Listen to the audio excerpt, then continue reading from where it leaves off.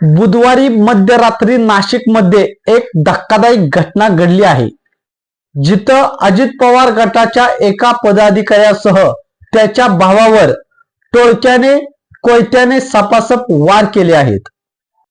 यात दोन्ही भावाचा जागीच रक्ताच्या थारोळ्यात पडून मृत्यू झाला आहे। हल्लेखोरांनी मैताच्या हातावर, डोक्यावर, पाठीवर, पोटावर आणि चेहऱ्यावर धारदार कोयत्याने वार केले आहेत। या हल्ल्यात एकाचा मनगट तुटला आहे। दुहेरी हत्येची ही घटना उघडकीस येताच परिसरात खळबळ उडाली आहे।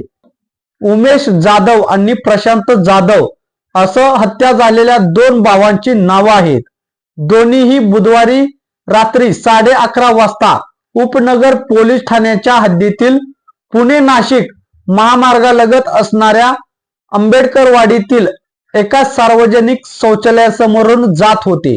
यावेळी शौचालयाजवळ दबा धरून बसलेल्या हल्लेखोरांनी दोन्ही भावावर अचानक हल्ला केला। अचानक हल्ला केल्याने दोन्ही भावांना स्वतःचा बचाव करता आला नाही। हल्लेखोरांनी धारदार शस्त्राने दोघांवर अनेक वार केले।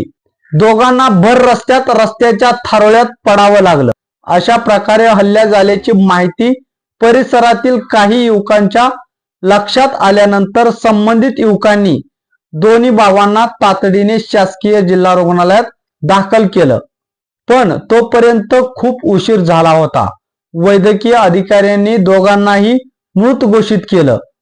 मध्यरात्री दोन सख्ख्या भावांवर अशा प्रकारे हल्ला झाल्याने परिसरात एकच खळबळ उडाली आहे। मैतापैकी उमेश जाधव हे अजित पवारांच्या राष्ट्रवादी काँग्रेसचे शहर उपाध्यक्ष आहे। राजकीय कनेक्शन असलेल्या एका पदाधिकाऱ्यासह भावाची एकाच रात्री हत्या झाल्याने परिसरात दहशतीचं वातावरण निर्माण झालं आहे। दोन्ही भावावर नेमका हल्ला कोणी केला आणि कशासाठी केला याची माहिती अद्यापही समोर आली नाही।